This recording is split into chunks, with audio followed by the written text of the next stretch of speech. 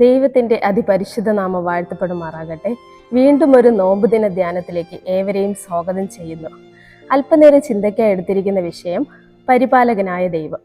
അതിനാധാരം എടുത്തിരിക്കുന്ന വേദഭാഗം സങ്കീർത്തനങ്ങൾ 121 അധ്യായം.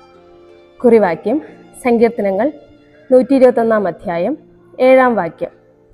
യഹോവ ഒരു ദോഷവും തട്ടാതെ വണ്ണം നിന്നെ പരിപാലിക്കും, അവൻ നിന്റെ പ്രാണനെ പരിപാലിക്കും. ദൈവത്തിൻ്റെ സംരക്ഷണം ആശംസിക്കുന്ന വളരെ മനോഹരമായൊരു സങ്കീർത്തനമാണ് 121 സങ്കീർത്തനം.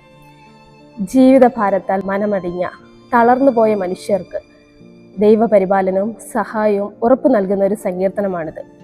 ദുഷ്കരമായ വഴികളിലൂടെ യാത്ര ചെയ്യേണ്ടി വരുന്ന ഒരു യാത്രികന് നൽകുന്ന ധൈര്യത്തിൻ്റെ വാക്കുകളാണ് ഇതിൻ്റെ ഉള്ളടക്കത്തിൽ നാം കാണുന്നത്. കാലുകൾ വഴുതുവാൻ വിട്ടുകൊടുക്കാതെ കണ്ണിമ ചിമ്മാതെ കാത്തു സൂക്ഷിക്കുന്ന ദൈവത്തിൽ ശരണമർപ്പിച്ച് മുന്നോട്ട് പോകുവാൻ ഈ സങ്കീർത്തനം നമ്മെ സഹായിക്കുന്നു. ഭക്തനായ മനുഷ്യൻ്റെ ഓരോ കാൽച്ചുവടുകളും യഹോവയുടെ സംരക്ഷണത്തിലാണ്.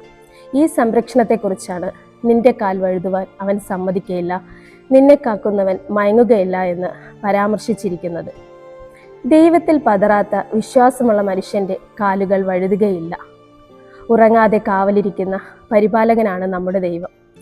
വീഴ്ചയെക്കുറിച്ചുള്ള ഭയമല്ല, ദൈവത്തിൽ നിന്നുള്ള ശക്തമായ ആശ്രയബോധവും വിശ്വാസവുമാണ് ഈ വരികളിൽ നമുക്ക് കാണാനാകുന്നത്.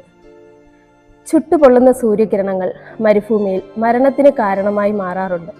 എന്നാൽ ഈജിപ്തിൽ നിന്നുള്ള യാത്രയിൽ മേഘസ്തംഭമായി ഇസ്രായേലിന് മരുഭൂമിയിൽ വഴികാട്ടിയ തണലേകിയ ദൈവം കൂടെയുള്ളപ്പോൾ സങ്കീർത്തനക്കാരന് ഭയപ്പെടേണ്ട കാര്യമില്ല. നിരന്തരമായ സംരക്ഷണവും പരിപാലനവുമാണ് ദൈവം ഇസ്രായേലിന് വാഗ്ദാനം ചെയ്തിരിക്കുന്നത്.